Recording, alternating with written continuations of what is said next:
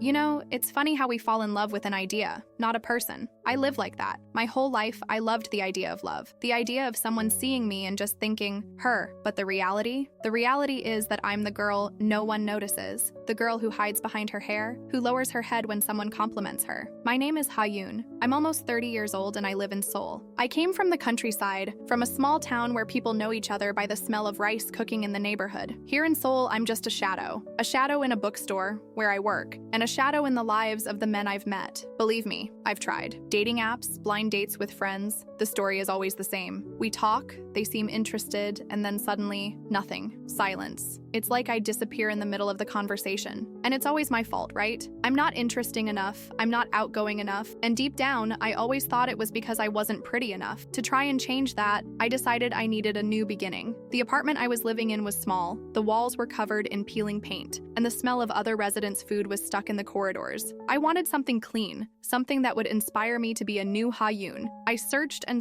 and finally found it. A small apartment in the center of Seoul, with a balcony that overlooked a park. It was beautiful. And the price? Well, the price was unbelievably good, almost too good to be true. The ad was simple, without photos, but the description got me. A refuge for those seeking peace and inspiration. It was perfect for me. I called, talked to the landlord, and the next day I signed the contract and transferred the money. My new life was on its way. On moving day, I arrived with my few boxes, my heart pounding with anxiety and hope. When I opened the door, I felt a chill down my spine. Someone was already there. The lights were on, and a pair of men's shoes, a little dirty, were on the floor. The smell of instant noodles hung in the air. I swallowed hard and went in, my hand on my chest. That's when I saw him, a man, sitting on the floor, surrounded by musical instruments, a guitar, a keyboard, a cello. He had headphones on, messing with a laptop with a focused expression. He had long hair falling over his eyes and was wearing loose, wrinkled clothes as if he had slept in them. He looked so tired and so oblivious to my presence. I cleared my throat. "Excuse me?" He didn't hear. I was a little louder. "Excuse me,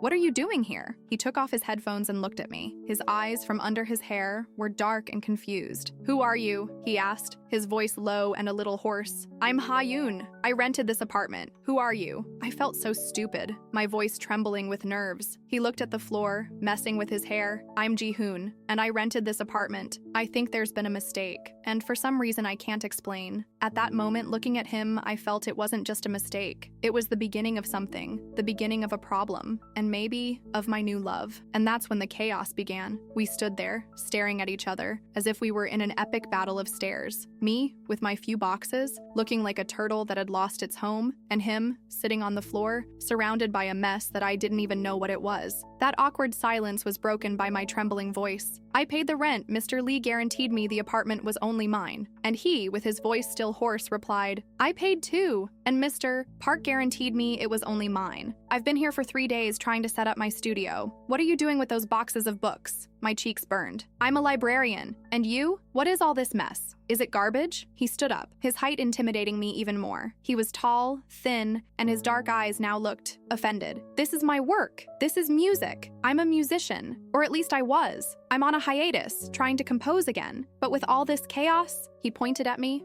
at my boxes, and at the mess that I hadn't even made yet. We called the landlords, and the story was the same. Mr. Lee and Mr. Park, who by coincidence were brothers, had rented the apartment to both of us, without knowing about each other, because of a mix-up in the dates and the ad. It was an apartment with a short-term contract, for students and musicians looking for a place to stay for a few months. Mr. Lee and Mr. Park apologized 1,000 times and promised they would solve it in a few days. But, for now, there was nothing we could do. Neither of us had anywhere to go. We had spent all our money on the rent and the few belongings we had. The only option was to share. I couldn't believe it. Me, Ha-yoon, who could barely talk to a stranger on the street, now had to live with a messy musician, a stranger who looked like a ghost from a horror movie. He sat back down on the floor, threw his head back, and let out a deep sigh. "Look, there's no other way. We'll split the rent, split the bills, and if we kill each other in the process, at least we'll die on a full stomach," since my plan was just to cook instant noodles. I tried not to laugh. He had a dry irony that caught me by surprise. I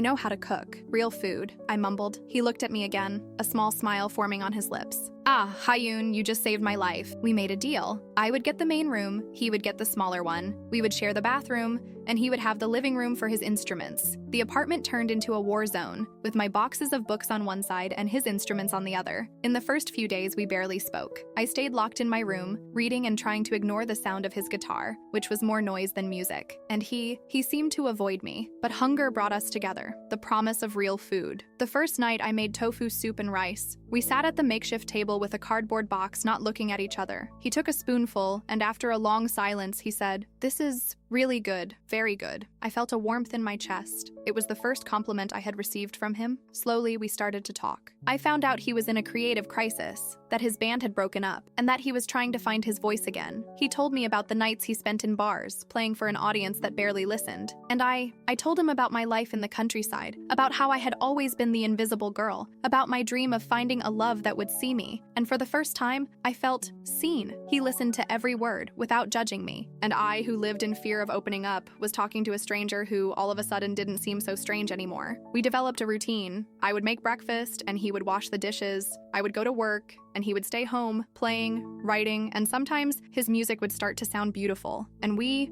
started to argue, funny arguments. He would leave the bathroom wet, and I would wake him up early to take a shower. I would leave my socks scattered around the living room, and he would hide them in random places. We laughed, we got annoyed, and we started to get to know each other in a way I never thought was possible. I started to see Ji-hoon, the man who looked like a ghost, as Ji-hoon, the talented musician who was struggling, the funny guy who made me laugh, and he started to see me. Not the invisible Ha-yoon, but the Ha-yoon who cooked well, who loved books, and who had a beautiful smile. And that's when I realized that my heart was starting to make a new song, the melody of a passion I didn't expect. I started to notice the little details, the way his long fingers moved over the guitar strings, a silent and sad dance, the way he messed with his hair when he was frustrated with a melody, and the way he smiled when I placed the bowl of rice on the table, a small, almost shy smile that lit up his eyes. He wasn't just a musician in crisis. He was Ji-hoon, with his insecurities and his dreams. And I was Ha-yoon, the girl who was finally feeling real. I was no longer hiding. I talked, I laughed, I complained, and most importantly, I allowed myself to feel. One night, I came home after an exhausting day at the bookstore and found him on the couch, lying with the guitar on his chest,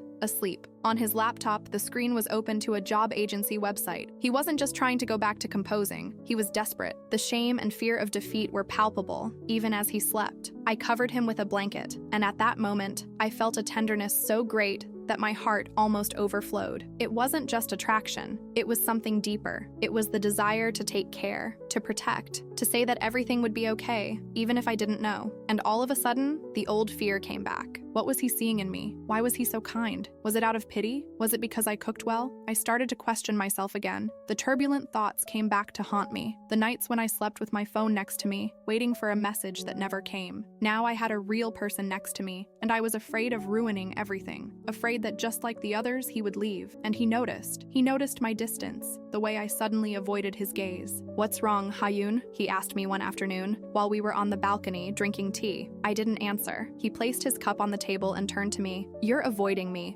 Is it because of me?" His voice was soft, but his eyes were worried. I swallowed hard and spilled everything, my voice trembling. "It's not you. It's me. I'm the person who always gets left. I don't know why you're here. I don't know what you want from me, and I'm afraid. Afraid that you'll get tired, afraid that you'll realize I'm not that cool, that I'm just the shy and boring girl who has nothing to offer, and that you'll leave. I can't take it anymore." The silence that followed was the longest of my life. I closed my eyes, waiting for the rejection, but instead I felt his hand on mine. He looked at me, and I'll never forget his expression. A mix of surprise, sadness, and affection. "Ha-yoon, you're not the girl no one notices. You're the girl who makes the most delicious tofu soup in the world, who has a smile that lights up the room, and who has a heart so big I can barely believe it. You don't need to hide. Please, don't hide from me anymore." His words hit me like a wave. For the first time, someone saw me for real, with all my flaws and all my qualities. It wasn't out of pity. It was real. That night, we kissed. It was a delicate, shy kiss, as if our hearts were meeting for the first time. And at that moment, I knew he was my melody. The melody I had been searching for my whole life. Our story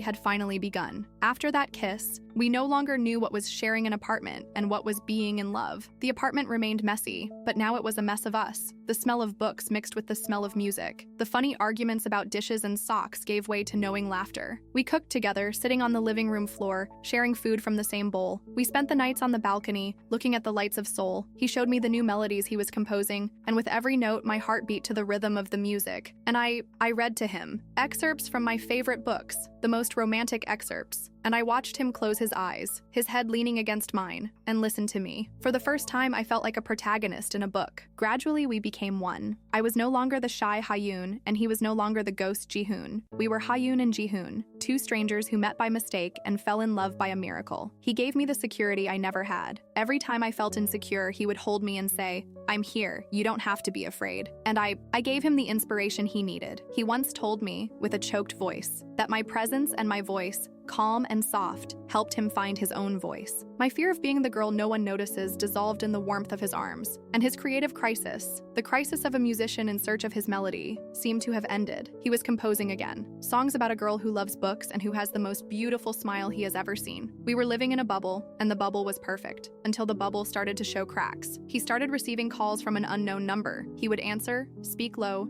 and go out to the balcony. The expression on his face, I had never seen it before. It was a mix of sadness and guilt. I tried to ask, but he would change the subject, say it was work. And I, with my old fear returning, thought he was hiding something from me. Insecurity, it's like a shadow. When you think you've gotten rid of it, it comes back. The few times he went out, he would be strange. He would come home late, and the smell of alcohol seemed to stick to his clothes. He didn't tell me where he went, and I didn't dare to ask. I was afraid of the answer. The breaking point was when he told me he had an important performance, the first one in months. He was excited, and so was I. It was his chance to start over. I helped him choose his outfit, gave him a kiss on the cheek, and watched him leave, his guitar on his back, with a smile that seemed to have the light of the sun. I stayed at home, anxious, waiting for his message saying that everything had gone well, but the message never came. I called, and his phone was off. I called again, and again, and again. My heart was beating faster than a rock band's drums. The hours dragged on. Fear consumed me. I thought the worst, that he had left me, that he had given up on us, that I wasn't enough, that he had realized that the Ha-yoon he loved didn't exist. I spent the night awake, with my phone in my hand. The sun was already rising when I heard the door open. He came in, his hair disheveled, his eyes lost, and the smell of alcohol in the air. He didn't look at me. He just took the guitar off his back, put it on the floor, and went straight to the room. I followed him,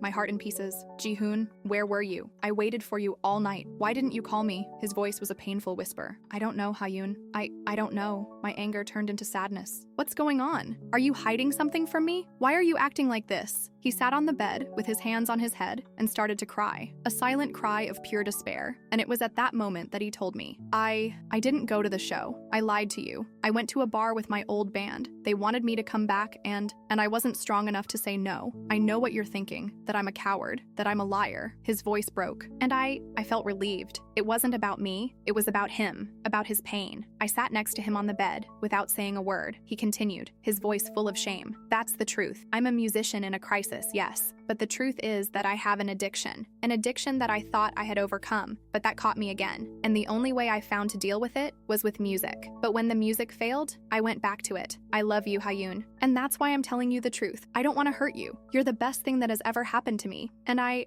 can't drag you into my hole. I hugged him, feeling his tears wet my shoulder. And at that moment, I didn't feel fear. I felt something I had never felt before. Strength. The strength not to run away. The strength to stand by someone who is broken. My insecurity, my low self-esteem, my shyness, they were gone, because my love for him was bigger than everything. And at that moment, I understood. Loving wasn't about finding someone perfect. It was about loving the imperfection. It was about loving the truth, even if it hurt. Our bubble had burst, but our story, our real love story, was just beginning. That hug was my turning point. I was no longer the girl who ran from problems. I was the woman who stayed. I knew he needed help, and I wasn't going to leave him alone. That night, we didn't sleep. We talked. He told me everything. About the addiction, about the pressure of the music industry, about the band, about the shame of not being what people expected of him. And I told him about my fear of not being enough, about my life of invisibility. We were in a place of complete vulnerability, and for the first time, I didn't feel small. I felt huge. I felt strong. Strong for both of us. We didn't have a plan. We had each other, and that was enough. The next day,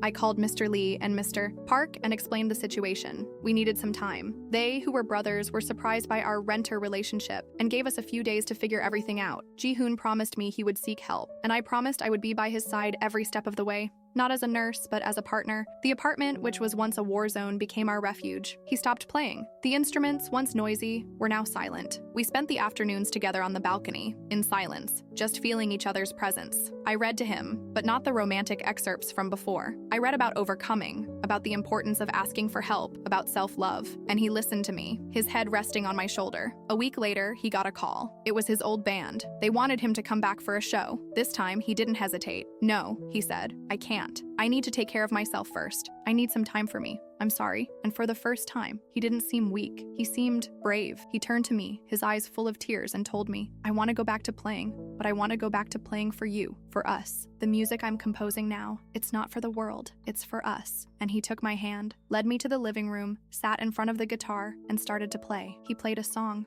about a girl who appeared in his life by mistake, about a messy apartment, and about how love can be born in the most unlikely circumstances. The music was beautiful, sad, and at the same time, full of hope. When he finished, I didn't say anything. I just hugged him, and it was the most meaningful hug of my life. I knew we had a long way to go. We would have difficult days of fighting, days of fear, but we would have each other. I, the invisible girl, had found someone who saw me, and he, the musician in crisis, had found his melody. The apartment, which was supposed to be a temporary home, became our home, our refuge, and our story, which began with a mistake, became my greatest success. Because I realized that love isn't about being perfect. It's about being vulnerable. It's about accepting the mess, the sadness, and the small mistakes. And it's about having the courage to love and be loved, even when we think we don't deserve it. If this story touched your heart, don't forget to subscribe to the channel. There's a new story waiting for you every day.